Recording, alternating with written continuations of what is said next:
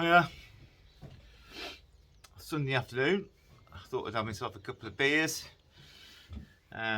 mainly because I had a delivery on Friday. I think it was. I came home to some beer mail from his dudeness himself, Dude's Brews, Mr. Richard Williams. I had a Focal Spectrum, which is the fancy pants thing he did with the Spectrum and Incognito, the most expensive homebrew on Malt Miller. An IPL, which is not a cold IPA, apparently. Not quite sure what the difference is. And Oakham Stomp. Won't be doing all of them. Just the one. But which one?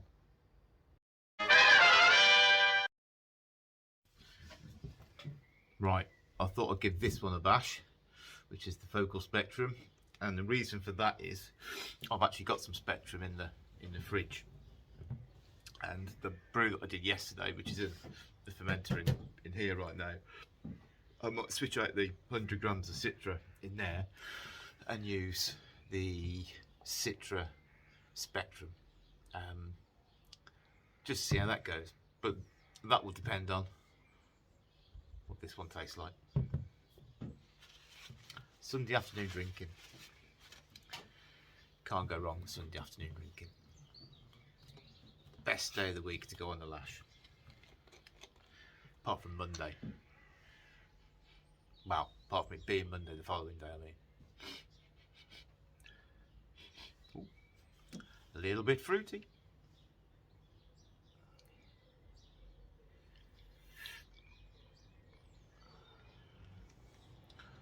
There you go. Probably could have done with a bigger glass, but there we go. There you have it.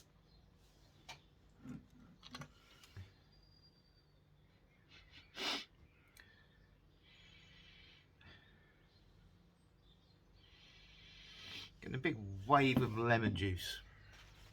I imagine that's from the Citra. I think the Citra and Mosaic in this.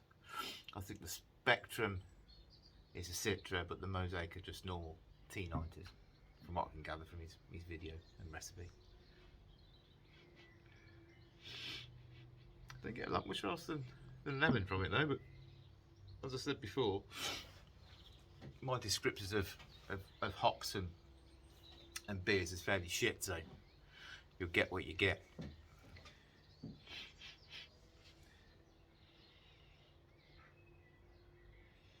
Maybe a hint of honey on there. I don't know where that's come from, maybe the yeast.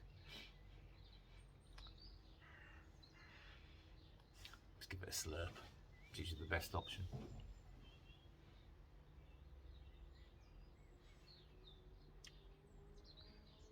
Oh wow. No, there's a bit of whack of bitterness in there as well. Quite dry. But it's like it's not a cloyingly sweet flavour, it's quite, what's the right word for it? It's a dry sweetness, which it must be coming from the hops, but because, what malts he put in this? I think it was mainly extra pale. So some lager malt in there. I can't remember what else he banged in it, to be fair. Not as hazy as I'd have expected it to be, because you can see through it. I don't think there's any oats in it. Ah, there was golden naked oats. That's what there was in it. There's no wheat or anything like that in there. It's just as is.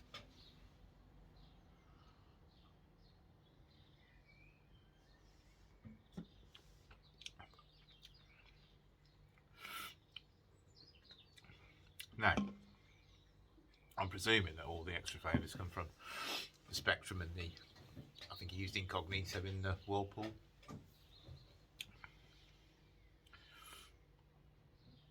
But there is it is like a honey, it's like a lemon honey flavour. It's the only thing I can describe it as.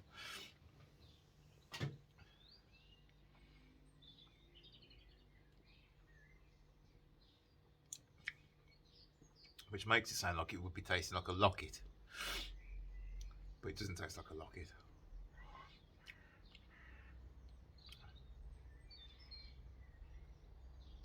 The dryness makes you keep going back in for more. I think he put some maltodextrin in it to dry it out a bit, so that's probably where the dryness has come from, and give it a bit more on the IBU. 6.8% and 48 IBUs. So yes, 6.8%. Probably should have thought about that, as it's only 1:30. Like I said, I do like a drink on Sunday afternoon. Best day of the week for boozing. Lazy afternoon. It's always been the best day of the week, I think.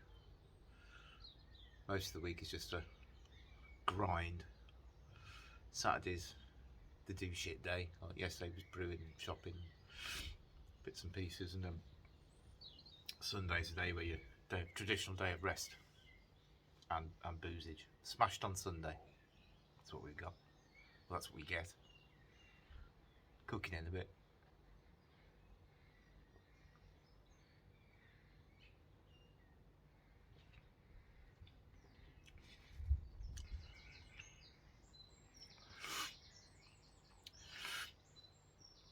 Yeah, I'd like to say a bit more about that, but as I said, I can't. Not like it, so lemon honeyness. Maybe a zing of orange peel in there, like the pithy orange peel, which like gives it a bitterness flavour. But it's certainly not as sweet as I was expecting it to be. I think I've done. Is it Focal Banger? Focal Banger. I'm sure I've done that as a clone kit from the Malt Miller, and that came out fairly sweet. But that was a big wallop of maltodextrin in that, and sort of come out like a right murky mess, to be quite honest. One of my first brews that was. I vowed never to go back there, to be quite honest. However, the one that's in here now should come out at about 5.8, I think it is. So if I start using Spectrum in there, it might give it a bit of an extra boost, because they reckon the hopping rate should be either 1/5 or 1/8. 1/5 to 1/8 of what you would normally put in T90. So if I'm putting 100 grams in, 1/5 of that would be a 20 gram packet of Spectrum. So hopefully might do that day 2 or day 3, they reckon, from both Tricky's video and also another one I caught. So I might do that on Tuesday evening. It must be Tuesday evening because I'm away for Wednesday night and Thursday, so if I don't do it then I'll miss the boat. Okay, fantastic beer. Cheers, Tricky. Smashed on Sunday. It's a new thing. I think I've just made it up. But on the Smash on Sunday, he's got his own little song. So round 2, as you've just done the 6.8% Focal Spectrum.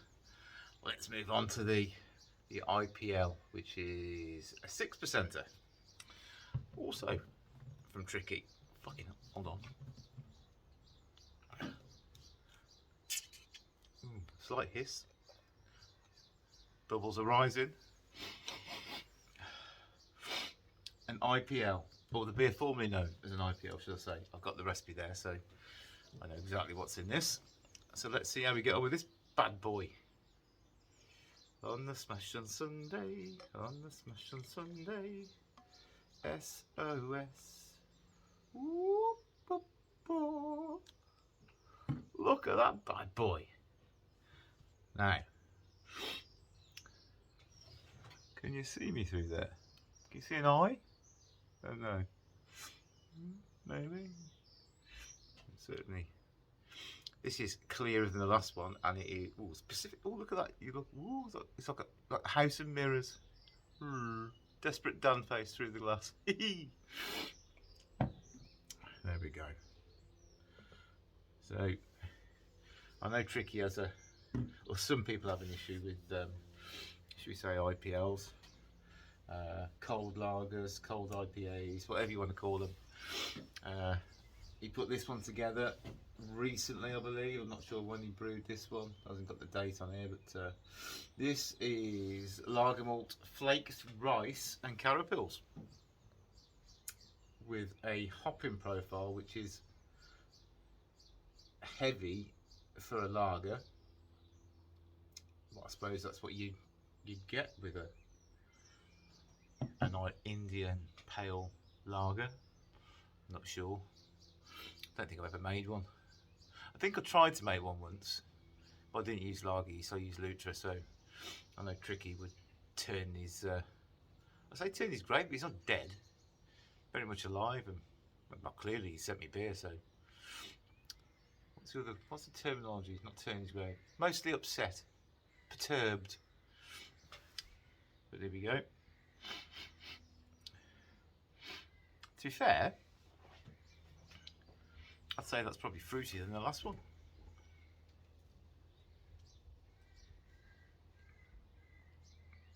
Oh, that's dry and crisp.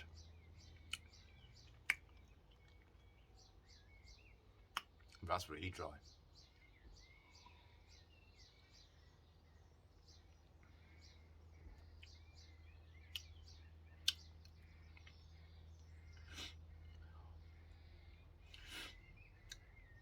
Now,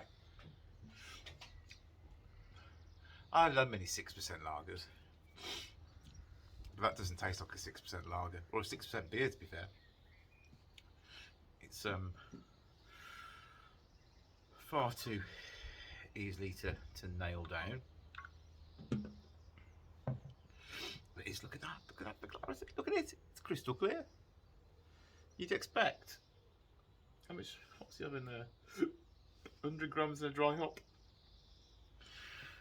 No, sometimes you expect that's where most of the haze comes from, is in the dry hop, but it's, you can see the whole pipe there through the back of it. Can you see my peats rubbing through it? No. Oh, there needs to be something fucking floating in it. I think that's probably come from the glass, not the beer.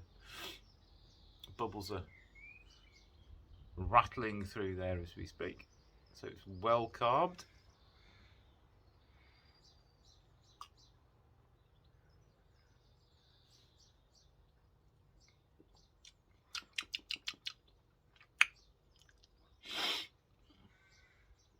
Quite a bit of bitterness on that as well, which I imagine is coming from the. It's got quite a few hops in it, so it's got Columbus in first wort, Centennial and Columbus at 15 minutes, Simcoe, Centennial and Columbus at 5, then the same again at the Whirlpool, and then his dry hop is Simcoe and Cascade. So hold on, what we got in here then? 4 different types of hops. 30 grams of Cascade, 30 grams of Centennial, 40 grams of Columbus, and 130 grams of Simcoe.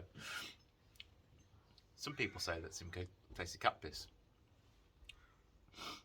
I've never tasted cat piss.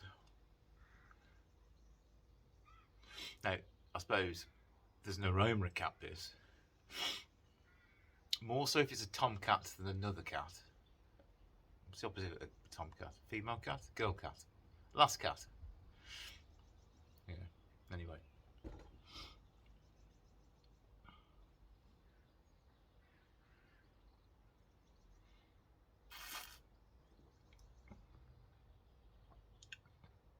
It's a confusing beer for me because it's got the bitterness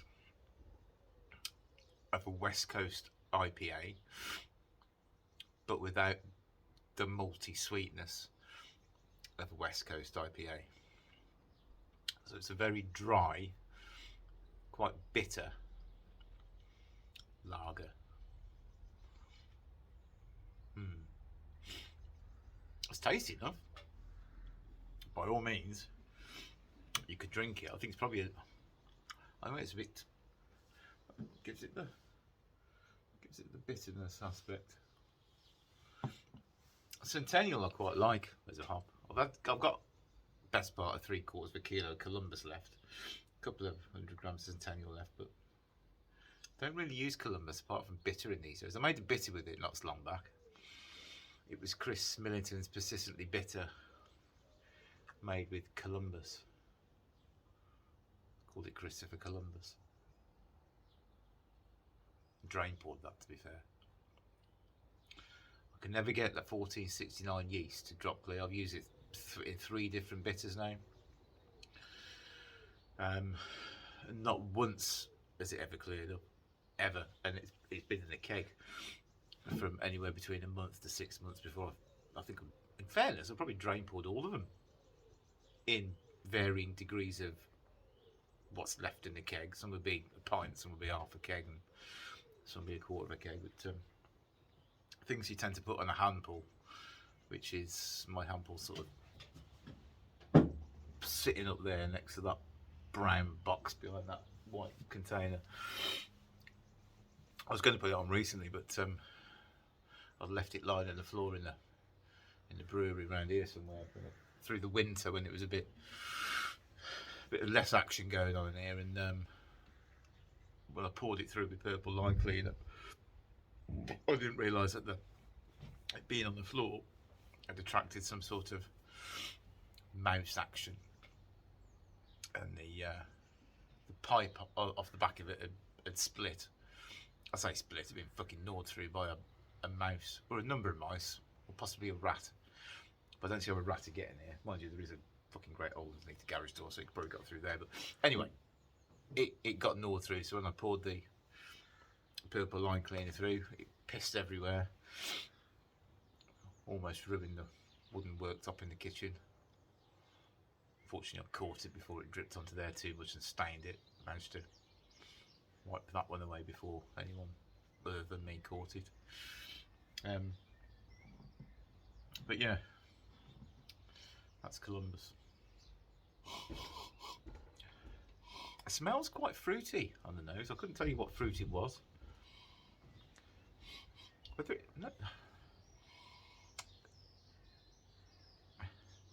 Lemon, grapefruit,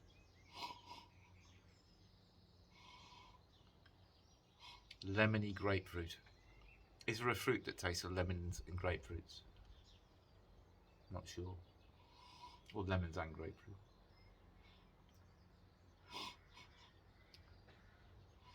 Certainly not a sweet beer. Or certainly not a sweet flavour or smell to it, to be fair.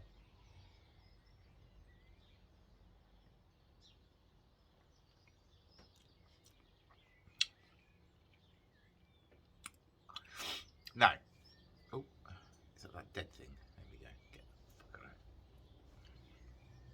I imagine what this would be really good on is a summer's day, sat round the barbecue, quaffing a couple of pints. I don't think I'll be able to drink too many of them because there is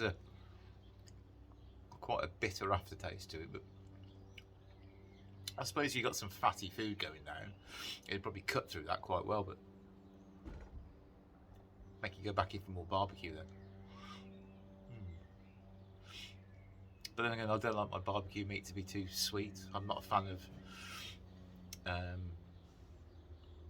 of barbecue sauce. I think it's a bit shit. I'd rather have something that's a bit hotter than just a sweet, sickly barbecue flavour. That's why I don't get on with pork ribs so much, because I tend to follow all the recipes and all the other bits and pieces that go on with that, where you 3-2-1 method and glaze it and double dip and wrap and unwrap and all that sort of stuff. I think a nice dry rib is probably where I'm at. Maybe a bit of mustard on there, hot mustard, that'd go well. Heat is good in meat. Heat and meat. Sweet and meat, meh. But heat and meat could be where it's at. Anyway, this is the second part of a. Oh. As you get further down the glass, it becomes a little bit lighter. Maybe I'm developing some sort of second sense on beer reviews. I'm suddenly getting a profile come through. I want to say pine, but I think that it's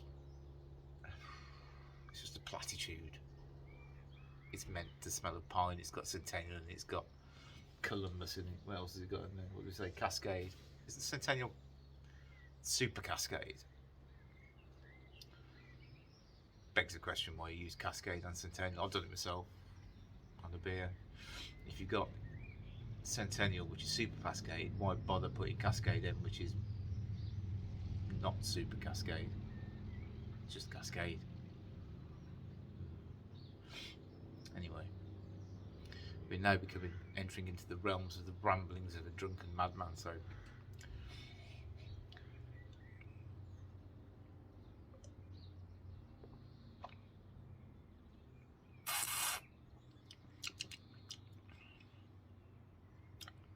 oddly it gets far more drinkable the further you go down. I reckon if you had it on keg, it's probably a bit different to have it in the bottle. There's a lot of talk these days around pet bottles being a bit shit for holding flavour and aroma. I don't see how, because you if it's pressurised, you'd think it'd all piss out through the bottle, but it still holds pressure, so the air would go out before the liquid, I would have thought, but who knows? I'm no scientist, as you can probably tell. I like the way he stuck with these though. Quite handy though. I'm going to say I champion that idea. I'd go as far as say I invented it. There are a number of different people claiming the same thing, but they clearly can't have the same memory profile as me when we had the conversation one night and somebody then did it. That's the key. I had the same issue when I invented the Atkins diet. My theory behind that was the fact that you never see a fat horse. Oh no, sorry, you do see a fat horse. You see a fat cow, you see a fat sheep. They all eat grass, big bellies. Look at a lion, tiger, meat eaters, slim. That's the basis of the Atkins diet. Eat meat, be thin. If you eat grass, be fat. Also invented the Tyndall. That's a whole different story. Anyway, fantastic beer, Tricky. I reckon I could smash through probably a keg of it, but as I said, I'd probably need some hot weather, some hot meat, and probably the ingredients to brew one, to be fair. Cheers though. Another lovely beer from Mr. Richard Williams of the Dudes Brews Brewery. I say brewery. Home brewing channel. He's got a video for everything. If you want to check it out, give him a visit. Cheers. Bye.